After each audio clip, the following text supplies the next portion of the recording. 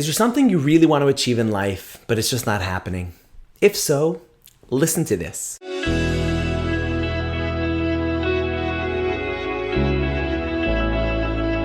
Hey everyone, and welcome back to Inspiring Hope. This is your weekly boost of uplifting Jewish inspiration.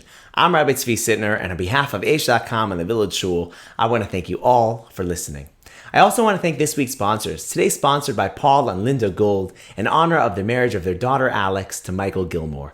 Mazel tov, Alex and Michael.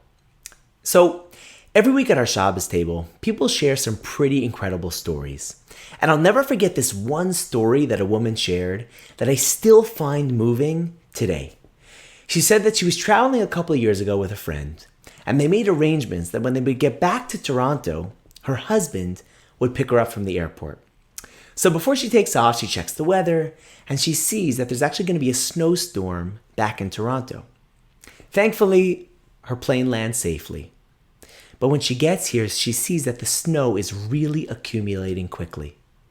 They go outside to the curb, and they see that there's barely any cars on the road. And her friend starts getting nervous. Maybe your husband's not going to come pick us up. Now, this was back in the day before there were cell phones. They couldn't even call him. And she says, don't worry. If my husband said he'll be here, then he'll be here. They waited longer, and there was still not a sign of him. And now at this point, there's not even one car on the road. And her friend says, come on, why don't we just check into the airport hotel? There's no way he's coming. She said, you can check in if you want, but I'm staying here because I know he's coming. She continued to wait, and after a while, off in the distance, she sees a figure trudging through the deep snow.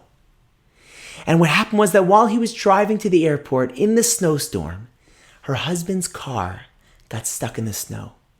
And he left his car on the side of the road, and he walked the rest of the way just to be able to meet her at the airport.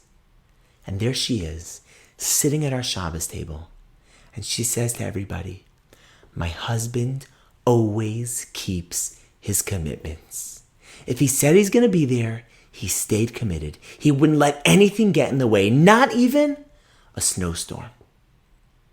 You know, commitment is the cornerstone of a great marriage.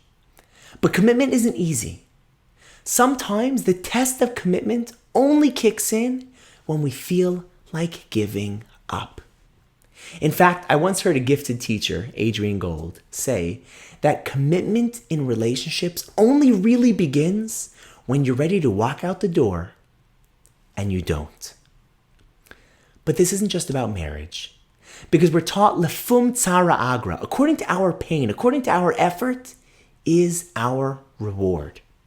Our rabbis teach us that the things in life that have real value require effort. They require a lot of hard work to achieve. But if we can stay committed to our goal, if we can stay committed to our dream, then the results will be worth it. You know, as you watch this right now, there's probably something in your life that you want to achieve. Maybe you want to improve your marriage. Maybe you want to have more success at work or in your business.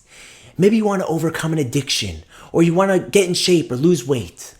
We all have things we want in life.